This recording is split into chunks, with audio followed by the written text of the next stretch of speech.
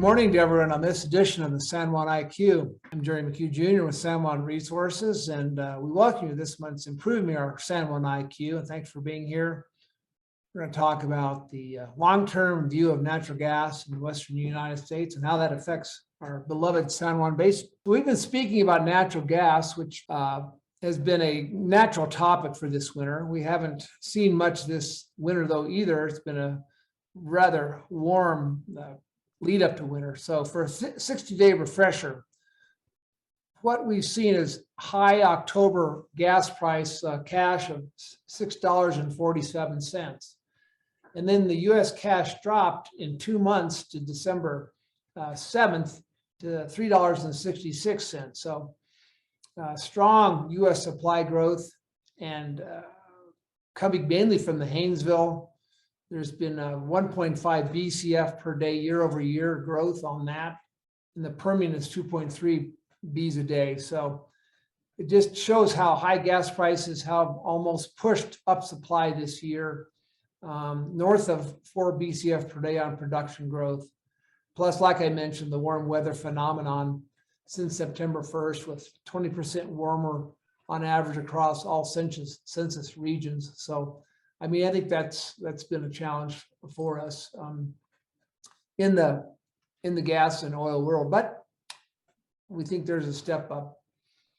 In the gas world, we had the 100 years of the San Juan on the IQ in October, and our November one, we had IQ on the winter gas view with Brian Hasser at SEMA Energy. They moved 4 BCF gas, and today we're going to have a fabulous guest for the IQ, much longer term view, and Andrew Browning. He's the president of the Western States and Tribal Nations Gas Initiative. This was formed, you have to tell me how many years ago, by Democratic Governor Hickenlooper from Colorado and Utah Governor Herbert, a Republican. So Andrew, welcome to the show, and I'll let you take it from there. Talk about actually the formation of the Weston Group, and were you there at the inception when we started to do that? I was. I had been doing some work with the Utah Governor's Office of Energy Development, headed by Dr. Lauren Nelson, and also had been involved in kind of policy advocacy issues regarding the Uinta Basin. I've helped produce their conferences over the past years, as well as in the Piceance Basin. I have a couple of clients that are working there. I've been doing a lot of work. The then West Lepkoga director, David Ludlam. And David, I got to give credit to him, had started an effort really to position Piceance gas as the natural feedstock for Asian LNG exports. Really looking at Jordan Cove at the time, but also understanding there was infrastructure that needed to be built out. He was looking at some of the challenges in other parts of the country, specifically with Keystone and Dakota Access.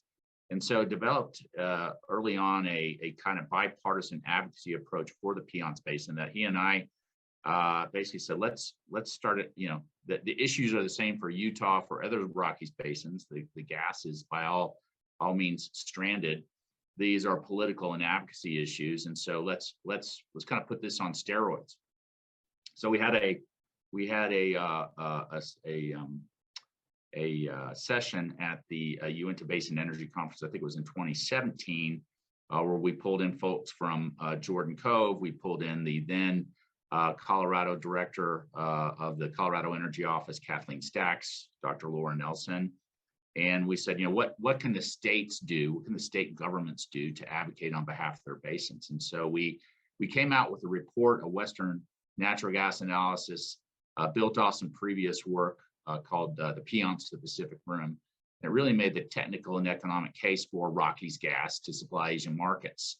And it also called for the creation of a 501c4 to advocate on behalf of the states. And then tribal governments. We pulled in the Ute Indian tribe was a quick joiner of the effort, and we released the report in 2019. Okay, wow. So your first year was 15 or so, you said? Yeah, the last part of 2017, and then we developed our we kind of passed the hat and found some consultants to work on the report through 2018, and then released the report in 2019, and then have continued to grow the organization. That the organization now includes the state of Wyoming, as I mentioned, the state of Utah, the Ute Indian tribe, the state of New Mexico, and then the state of Baja California, Mexico, which is the site of the Sempra Energía Costa Azul LNG plant. And you and I were talking about the challenges in Colorado. Then Hickenlooper was term limited. Governor Polis won the election. And they basically said, we appreciate your efforts. We're going to focus on electrification. And so they withdrew from the MOU, and the Western Colorado counties of Garfield, Mesa, Moffett, and Rio Blanco said, if our governor is not going to represent us, then we want to represent ourselves. And so they raised their hand, signed the MOU. And then more recently, we have pulled in the Southern Ute Indian tribe, which is an energy tribe as well, and you're in the Four Corners area. Right.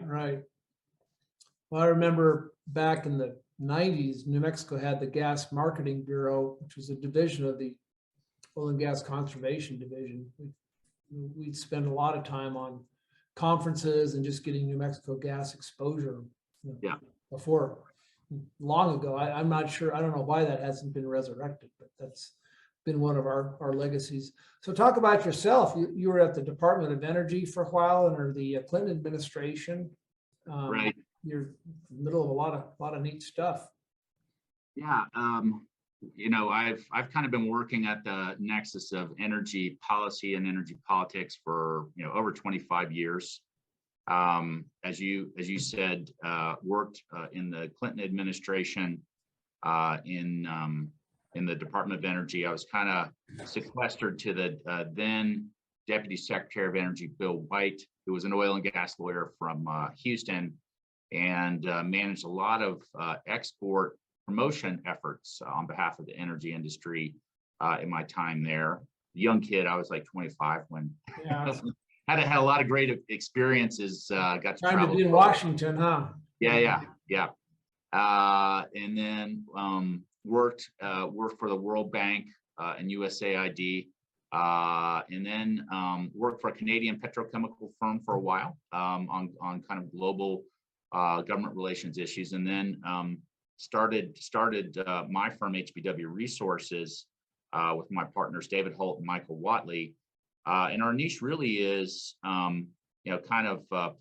political risk mitigation. And creating advocacy mechanisms, coalitions to help energy projects succeed. Really understanding they often success is really kind of focused on public acceptance of the project. So we've done work on offshore oil and gas. We do a lot of actually wind and solar development work. And then obviously with Western states and tribal nations, we're looking at, really trying to position the Rockies gas basins, and our basins are represented are Piceance, Uinta, Green River, and San Juan as kind of the gas of choice for Asian LNG markets, and kind of continue to crank out data on life cycle emissions, on clearly the benefits of having a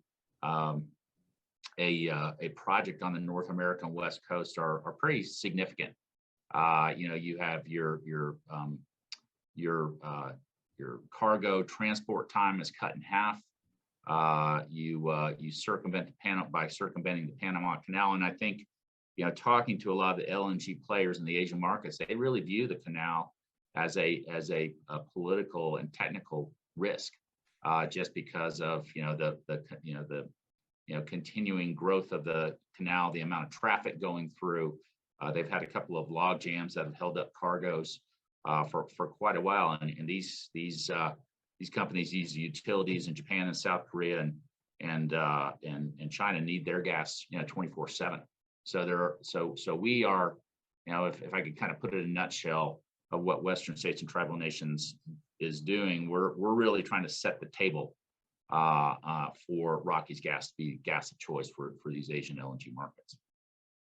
It could be a lot of gas. I understand 2 point whatever BCF by 2024 is literally a drop in the bucket.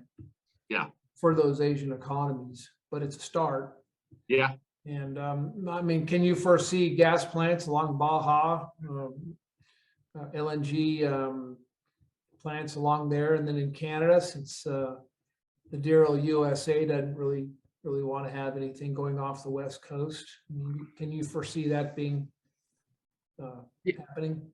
Yeah, I think clearly the Canadians are moving forward with LNG, the Shell project, LNG Canada. There's a couple of other smaller projects. They haven't been problem free. There have been quite a few similar problems to what we've experienced in the United States. I've been up to Alberta a couple of times. I'm hopeful the province of Alberta will actually join Western States here pretty soon. If you kind of folded us over at the map and kind of folded Canada and the United States, the problems are the same. Alberta is experiencing stranded resources, lack of access to markets. Some of the same anti-development groups are trying to hamstring those projects. But I think that they will ultimately see success in Canada. And you asked, your question was on the coast of Baja California, Mexico. Sempra has already they made FID last year about this time for phase one. And FID, help me and the audience understand what that means. Final investment decision. Are they going forward? And so they are, and we actually took a delegation of county commissioners, state representatives, the energy secretary of New Mexico, and the director of oil and gas conservation came out to our meeting to join our organization and to kick the tires on the plant. And so they're moving dirt. I've been to Energía Costa Azul. Right now it's a import. It's a gasification terminal because it was built when we thought we would be in the early 2000s, when we thought by 2 decades from now we'd be importing 20% of our natural gas. And so it's a brownfield project. They're converting those gasification terminals into export terminals. That'll be half a BCF a day. I think some of it's coming from the San Juan Basin. The other portion is coming from the Permian. And then obviously the Holy Grail is the larger phase 2, which will be 12 million tons per year, roughly 2 BCF a day. So 2.5, 3 BCF a day. The area in Baja California, Mexico is at an energy deficit as well. So we think there's about half a BCF a day of opportunity for energy development by natural gas in that part of it's where all the factories and maquiladoras are located south of the California border. So we're looking at 3 BCF a day potential market demand. It would. There we go with where our alarm goes. You keep talking, I'll turn my sound off here. Okay. So maybe I could share a quick presentation, and I got to share screen. I will just go through so folks can kind of look at. You can see my presentation, okay, Jerry? So we with Western States and Tribal Nations, I'll just kind of, there we go. Pull this. Okay, Western States and Tribal Nations. Here is I think I've kind of already described the content of the organization. The top picture is when the state of New Mexico came to join our organization about 2 years ago, and the picture in the bottom left is where we kind of formally kicked off our organization at the governor of Utah's energy, his energy conference he puts on every year. We have grown Western States and Tribal Nations membership, Ute Indian tribes, state of New Mexico, state of Utah, state of Wyoming, state of Baja California, Western Colorado counties of Garfield, Mesa, Moffett, Rio Blanco. Blackhawk Energy is on our board as well. They are the Jicarilla Apache tribe is not a member at this point, but they are examining, reviewing an invitation to join us. The letter on the right side, I think, is I included it in my presentation because I think it's indicative of kind of the power of the organization, an organization led by state governments to advocate on behalf of their industry. This is a letter to the Mexican Energy Secretary as they were considering the 20-year permit for Energía Costa Azul.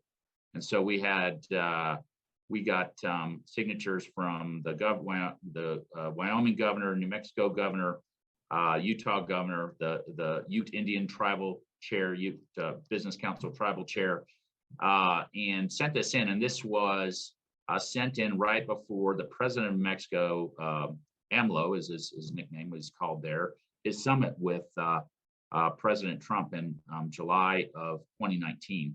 And this letter and the permit was discussed at the dinner between AMLO and Trump. So I think that shows kind of the unique nature of our organization and what the state governments and tribal governments can bring to bear on behalf of industry.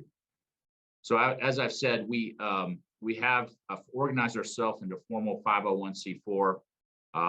State of New Mexico, the San Juan Basin is represented by Jason Sandell. I know he's well known to the energy industry in the San Juan. He is the chair of our organization and has given a lot of good guidance. Has great strategic thought and vision. And then the rest of the MOU signers have board members of the board as well. Our membership, I think we're at 24, 25 paying members. The counties, we've got, the Utah School and Institutional Trust Land. We have a number of energy companies, Blackhawk Energy. Biotech is our first hydrogen company that has joined us. They have a lot invested in blue hydrogen, and maybe we'll get to that discussion a little bit. Our most recent member is Missouri River Resources, and they are the energy company of the MHA tribal nation in North Dakota. They've got quite a bit of acreage in tribal lands in the Bakken shale. So I've talked a little bit about what our focus is, what our goals are, and it really is setting the table for the Western basins and kind of touting our advantages to the companies, to the export companies, to the Asian governments, Asian LNG purchasers. I think everybody knows about the Permian. Clearly the Gulf Coast is booming in terms of LNG development, but we have a really good story to tell as well. Western states have ample supply. Between our basins, we have over 11.5 BCF a day production a day. We have, there will need to be, and I'll get to this in a second, infrastructure built out. And that kind of underscores the nature of our organization. Building infrastructure these days, putting steel in the ground is a hazardous undertaking.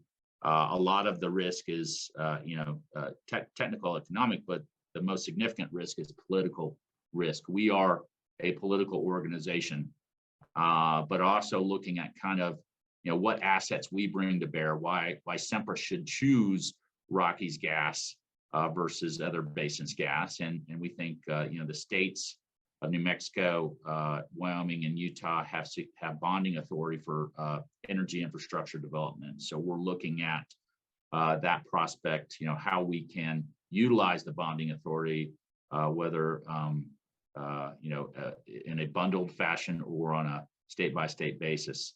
We're getting some consulting expertise on that right now. Existing pipelines, right of ways to meet those export markets, and then I mentioned it before, kind of reduced geopolitical risk. The Asian nations, and I was actually at a presentation by a Taiwan LNG importer, and they said outright they consider the Panama Canal a significant technical and political risk. We're looking for when you're looking at how you get your gas. They are looking at getting gas from Russia, getting from the Middle East, and I think they would rather have get their gas from North American democracies where rule of law and sanctity of contracts are observed. So that's another kind of significant advantage that I think we have in North America, the U.S. and Canada. Here's a little bit on Energía Costa Azul supply lines. They are this slide's a little bit old, but these are the various options they're considering for their plant just south of San Diego, north of Ensenada, Mexico. You're looking at the massive resource base in the Permian. The Rockies are obviously pretty significant as well. I think the advantage, and I think it's an increasing advantage of the Rockies basins, are that it's dedicated natural gas. It is not natural gas that is associated with oil production, and so it is not subject to the vagaries, the ups and downs of the international oil markets, as we saw last year when the price of crude dropped below zero. That certainly probably gave pause for concerns for folks who are considering their various options. And I think increasingly, the methane intensity of basins is becoming more and more of an issue. The Rockies basins, the methane intensity is among the lowest of the basins. We have some of our producers are producing at 0.04% methane emissions. And so I'll get to that in a little bit, some of what we're going to be doing to highlight and tout that nationally. But that is becoming more and more of a priority is the methane associated with natural gas production along the value chain. And I think I did mention that previous slide, you need to add a 0 in front of the San Juan, or at the end of the San Juan Basin. It's about 130. That's on my slide. A big red circle with a little bit of associated. So the reserves of San Juan are just, if probably just alone outweigh the Southern Rockies by a lot. So this is a Wood Mac slide. Now and I could tell you, I don't think companies like Sempra think there's only 11 TCF. Yeah, I've told those guys too. Here's a map. Yeah, go ahead, Jerry. On that point, even go to the next map. You talked about pipeline. Yeah. The bonding authority. So I've done a little bit of checking around. We've got probably 400 to 500 million a day excess field capacity to get it to the main line. But then don't we run into bottlenecks from the San Juan down into California? Don't we need to have a spur at some point to get some gas into from the San Juan Basin? Yeah, I think my understanding is the pipelines right now that are at capacity and are fully committed, and so there will need to be in order to handle that load of 2.5 PCF a day, there will need to be significant build out of capacity, and we're looking at various routes, various rights of way, to achieve that. I think a lot of the development will have to be on federal land, and so we're that's part of our mission is to not only kind of look at what we can do in terms of quantifying our emissions reductions, but to make this an important part of the internal energy decision-making process of the Biden administration, to make sure that natural gas is continued as part of their energy security foreign policy goal. LNG exports are part of that equation, and that we're kind of well positioned to receive federal support for kind of pipeline build out. Specifically or geographically, where would that build out be? That would benefit the most parties. Is it looking at the options? I think that San Juan is obviously a key hub. You've got pipelines coming down from our basins in the Pianchi Uinta, Green River. I think to the looking just singly at the Energía Costa Azul and frankly other, Sempra obviously has a toehold there, but I'm convinced that if once they start building in, part of our mission again is to connect with our counterparts in Mexico to help them understand the benefits of being an LNG exporter and what it can bring their company, our country. Looking at the San Juan is key to the pipelines coming out of the hub and going south. We don't necessarily have one route. We're examining a number of routes and kind of what makes most sense. So I don't have a firm answer for that. Yeah. We are receiving kind of consulting expertise on what that might look like. Might want to get the Navajos to join. I know they have some oil and gas. They're pretty. The Navajos are key to that equation. Navajo Nation key to that equation. Holy cow! They've got interstate pipelines, at least from the San Juan, cutting across from Kirtland all the way down to, I guess, Gallup. And yeah. So I mean, there's lots of opportunities there, and to grow their reservation too. So absolutely. So going on, here, just speaking specifically on Energía Costa Azul, concerns for Rockies Gas, balance sheets, securitization for a long-term deal. There are no Exxon Mobils or Chevrons really kind of producing like they are in the Permian. And so that is a factor for consideration for a company like Sempra. But in terms of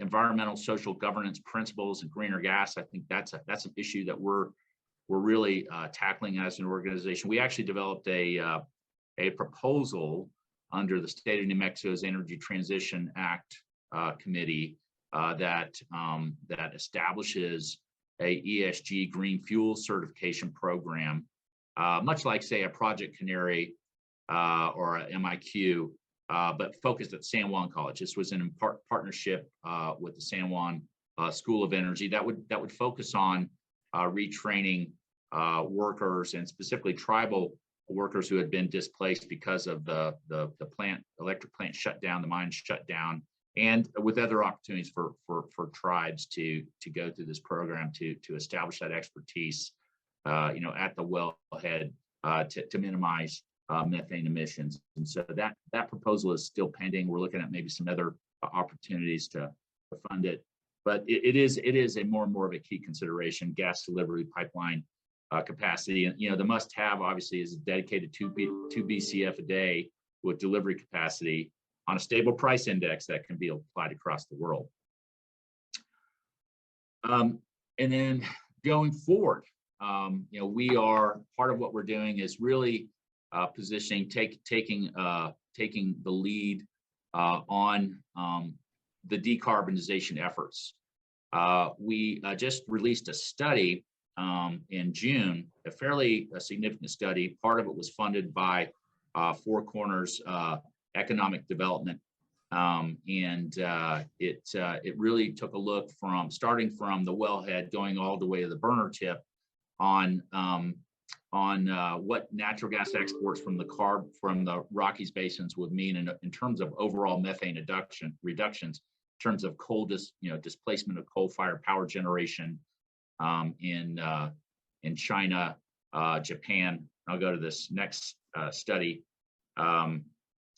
It was based on a peer-reviewed study. We didn't have time to get it peer-reviewed, but the overall drop in life cycle emissions, you're looking at a 40% reduction in China, almost a 50% reduction in India, Japan, over 50% South Korea, and 35% in Taiwan. And this was a major effort under our organization. I have to highlight that it was not paid for by the oil and gas industry. It was paid for by the counties, San Juan, Four Corners Economic Development, a number of building trades funded it. The carpenters and the laborers funded the effort. So the conclusions are that really natural gas export and displacement of coal-fired generation from the U.S. to Asia is really the low-hanging fruit in terms of global emissions reductions, and that natural gas is a key actor in terms of exporting our emissions reductions in the United States and realizing them in Asia. We are looking at taking the next steps. That report was really kind of a point in time, looking at existing data, and it didn't reflect decarbonization efforts ongoing along the value chain. We're looking to quantify that in Wyoming, Utah, Colorado, New Mexico. We're going to look at global drivers on carbon reductions and what companies like Sempra, Total, and Mitsui, what regulations they're operating under, and also the domestic drivers for that. And then we're going to be looking at carbon capture and sequestration and blue hydrogen. And there's a lot of bad data out there that are being utilized by organizations to say that blue hydrogen is worse than burning coal. And so we're gonna take that on and apply science and standards that can bolster our arguments and make sure that blue hydrogen is part of the energy equation going forward. And I that kind of goes into my next slide. Okay. We are. Yep. Oh, I'm sorry, I thought you said something. Go ahead. So we are keeping our toe in the hydrogen world to better understand it, better look at opportunities and positioning our markets for delivery to California, markets for export. We're looking at trends in Asia. We're looking at trends regarding use of decarbonized ammonia for power generation and carbon capture and storage. And so we're looking at the present, but also trying to set the stage for the future for the natural gas basins. And this is work that's really kind of already being done. If you look at Objective 6 of the Western Governors Association policy on energy in the West, it's creating functional partnerships among states, federal agencies, tribal governments, local jurisdictions to solve conflicts that hinder energy infrastructure and resource development. I'd say that is a more formal way of outlining our mission of Western states and tribal nations. And then finally, and this is an old slide. I had hoped. I think that there is great opportunity to bring the governors, our political officials, over to Asia to advocate for our basins, to educate companies. They're looking at the United States, and they look at statements that come out of Washington, D.C. that we should, maybe because of high natural gas prices, that we should put a limit on LNG or ban LNG exports, and that really shakes those markets. We respond to those assertions in Washington, D.C. I think it's important for us to convey the dedication of the development of our resources directly to those Asian government officials. We actually just sent a letter into Energy Secretary Granholm, countering a lot of those proposals to limit LNG exports and what it would mean to the natural gas industry and to our ability to export our emissions reductions. And we're trying to get an op-ed at a high level. I'm hoping Wall Street Journal or something like that, or the Hill, which is a Inside the Beltway, a Capitol Hill paper. But I'm kind of digressing a little bit. I would like to take a delegation of our state and tribal officials over to Asia and have maybe a conference in Japan and invite the major LNG players. The Asian markets really are the holy grail. If I didn't mention this, really 80% of all new global LNG development over the next couple of decades is going to be in the Asian markets. So huge potential for the Rockies basins going forward. What we need is about 10 export facilities on the West Coast. And yes, that's like the hugest goal that there is out there. So absolutely. We'll make these slides available to the users. Someone had a question here about the facilities in New Mexico that are they being built, or do they meet or exceed state of California design standards for seismic considerations, since it's built in the very active area in terms of earthquake potential? And how are the facilities being built with regard to the emissions and things like that? In the export facilities? Yes. Yeah, that's probably a question for the folks at Sempra. They have, I think Technip is the contractor. The gasification terminals are already there, so I think a lot of that has already been considered. It is a brownfield site, but I'll see if I can make that query inside Sempra and get that answer to you. Well, and we've reached out to Sempra here to have them on the IQ. So hopefully we'll have them on here in a couple months. They just had a new company that was reformed. Yeah. What's it called? Sempra Infrastructure. So Sempra LNG has been reformed into Sempra Infrastructure Partners. That happened last July. I think they have been kind of reorganizing and have planted the flag on that. The head of the company, Sempra Infrastructure Partners, is Dan Bruyette, who was the former Secretary of Energy, the last Secretary of Energy under President Trump. And they are looking at LNG, carbon capture sequestration, renewable energy more broadly in the U.S. and in Mexico. I know part of the ownership, I think it's 20%, is to KKR, which is Platinum Investment Organization. And so I think they planted that flag and are looking to go out and do make some projects happen. Let's talk about the future of hydrogen demand for the Four Corners area. Blue hydrogen. It seems to be there is a lot of upside for our San Juan Basin, at least so closely situated to proposed plans. Can you talk more about that? How are you guys just peripherally involved, or are you? We're focused on LNG right now. I'd say my board has kind of instructed me to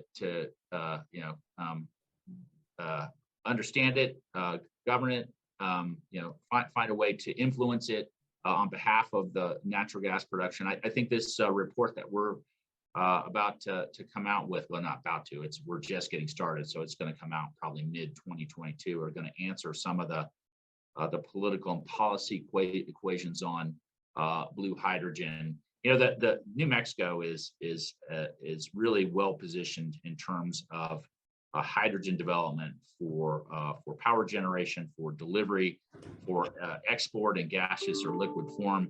California is moving forward. Hydrogen is going to be a part of their future. They've been working and looking at hydrogen for years, under the California Fuel Cell Partnership, and they're looking at advancing that, down to the appliances that you use. They're doing, heavy R&D, the utilities there, and so I think New Mexico is in a great position for blue hydrogen.